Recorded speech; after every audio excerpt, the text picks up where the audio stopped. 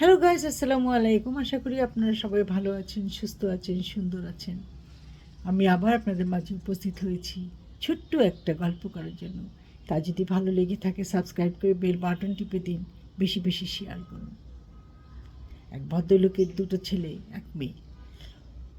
বড় ছেলে computer engineer, ছোট ছেলেটা কম্পিউটারে পড়তো।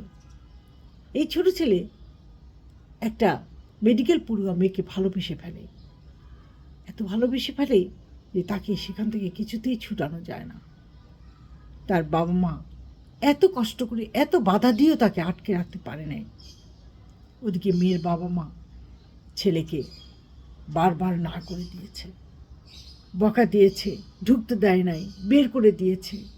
তারপরও পাগলা প্রেমিক সেই মেয়ের বাড়ির দরজার সামনে যে দাঁড়িয়ে থাকত। একদিন মেয়ের বাবা বেরিয়ে এসে ছেলেটাকে প্রচুর ধমক দিয়েছে, তারপরও আটকাতে পারেনি। কিছু গুন্ডা লাগিয়ে দিয়েছে মেয়ের বাবা। সেই গুন্ডারা ছেলেটাকে প্রচুর মারধর করেছে, বলেছে জীবন বাঁচাতে চাইলে সরে যা, নইলে কিন্তু রক্ষা পাবি না। তারপরেও ছেলেটাকে সরাতে পারে নাই। এরপর কোরবানি ঈদ এলো।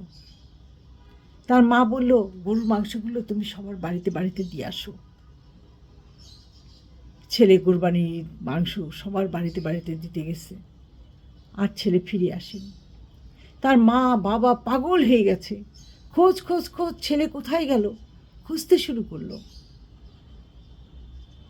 এক সময় দেখে ঝিলের পাশে তার ছেলের লাশ পড়ে আছে। তার বাবা মার যে কি হৃদয় বিদারক চিৎকার, কি কান্না। মেয়ের বাবার মার নামে কেস করে দিল, কিন্তু কেসে কিছুই হলো না। তারা প্রভাবশালী। আর ছেলে অকালে তার জীবনটা হারালো। ভালোবাসা কি এত সোজা? যাকে তাকে ভালোবাসা যায়, ভালোবেসে নিজের জীবনটাকে হারানো, এছাড়া তো আর কিছু না। তাই বলছি, ভালোবাসেন, কিন্তু এমন ভালোবাসবেন না যা জীবনটাকে নষ্ট করে দিবে। জীবনের শেষ প্রান্তে এসে ভালোবাসাটা মিলিয়ে যাবে। সেই জন্য বলছি, জীবনটাকে নিজের মতো করে গুছিয়ে নিন, কিন্তু মরণ ফাঁদে পা দিয়েন না।